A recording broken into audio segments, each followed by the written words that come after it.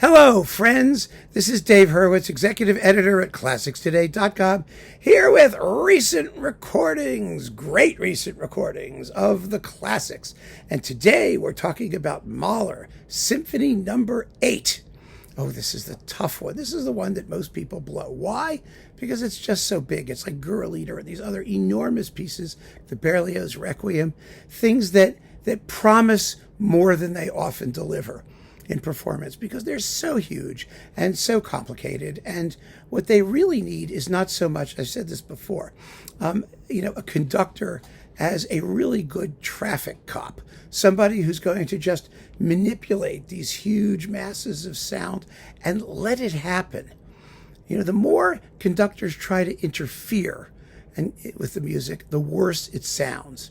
Because when you're dealing with things that are that large, you're dealing with it's like that enormous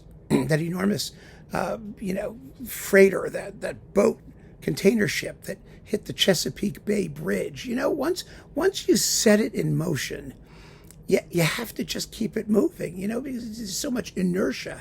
If you try and steer it at the last minute, you're going to mess everything up. And that's what happens in so many recordings of Mahler's Eighth. There's just the first movement, which is just a huge choral exordium, is either too slow or too heavy or not brilliant enough. And the second movement, which has, the last scene from Goethe's Faust, has all the singers become characters in the play, and they have their arias and their little numbers, and it's just too slow, because it's not really the play itself it's a philosophical thing. It's not like there's action happening in real life. Faust is dead and these spiritual beings are buzzing around and they're all communing with each other and they all have some sort of allegorical significance. And you've got, the trio of the three irritating ladies, and you've got the boys' choir buzzing about, and, you have to keep it moving. You really do. And let the singers sing, let them emote. Bring out all the colors of Mahler's fabulously elaborate orchestration, but without slowing it down and without dragging it along. It's really very difficult for people to do it because conductors like to conduct things. They want to get involved, and they really shouldn't. And so you need a conductor who has a total mastery of large choral masses, large masses of people who can coordinate all of that really, really well, but who's relatively self-effacing. And that's a tough combination because, conductors object when the performing forces are bigger than their own egos, which is, so they try and inflate their egos correspondingly. And, the qualities necessary for that kind of work are, I think, rare. Well, there are a couple conductors who've done it, and particularly Antoni Witt.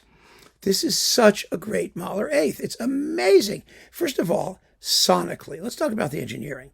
It's an impossible piece to record because you've got three choirs. You've got two major mixed choirs, plus the children's choir, plus you have an organ, and then you have a huge orchestra with an offstage brass section stuffed somewhere else, and 8 vocal soloists spread out in various places. It's really, really a bear to record. And the best way to do it is to find a nice sounding room, hang up the microphones in the ideal location, and then just let it happen. That's what the engineers here do. And so you get it, and it sounds natural. It sounds big. There's so many performances of this piece because there's so many microphones.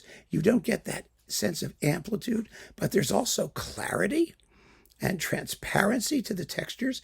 And Antoni Witt is an amazing conductor of large works for chorus and orchestra.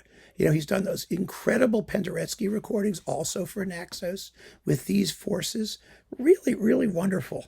And I just think that it was such a revelation when this recording came out. And it was recorded in, hang in there, 2005. So it's past our cutoff for the new millennium 5 years into the new millennium, this was done, and it gave me such hope for other Mahler performances. Now, it's true, Witt has done other recordings in Naxos's Mahler cycle, and they weren't terribly memorable. They weren't. I mean, I have to be honest, they weren't. But this, he's in his element.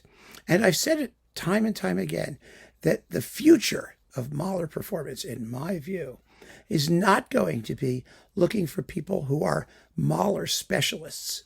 You know, the Bernsteins and the Heitinks and the Kubiaks, and those people ran around Schultes. They did cycles. They did these things everywhere. They were wonderful. But there is no complete Mahler cycle that's 100% consistent. There isn't. The most consistent is Gary Bertini, but you might argue that he's consistent in all of the symphonies, but he's absolutely fabulously stupendous in none of them. I mean, they're all very good, and it makes a wonderful, wonderful box. It's the best Mahler cycle out there, I think, as a box. But you want to have just stupendous performances, and those stupendous performances, I think, are going to be more often than not one-shot deals. So here you have a Mahler eighth that does everything right, and you've got a wonderful collection of soloists who you've never heard of, and it doesn't matter. They sing really well. They're balanced really naturally. The choirs are terrific. I mean, Polish choirs are wonderful, and Witt just keeps it all going and keeps it together and keeps it moving. And I am not denying him his genius as a conductor, because he's not an interventionist the way some of these other people are. His genius as a conductor lies in knowing what to do and when to do it. And he does the things that support the hugeness of the work and the intimacy of the second part and the beauty of the orchestration. It's all in here. It really is. It's quite wonderful. And the conclusion is aptly transcendental. It's just a fabulous, fabulous performance. And if you haven't heard it yet, I've recommended it many times on this channel, but not on the basis of the fact that it is a recent Mahler eighth, that it's one that is a new millennium Mahler eighth. You really owe it to yourself, I think, to listen to this performance, because it really is stunning. So there you have it, my friends. Keep on listening. Thank you for joining me. Take care.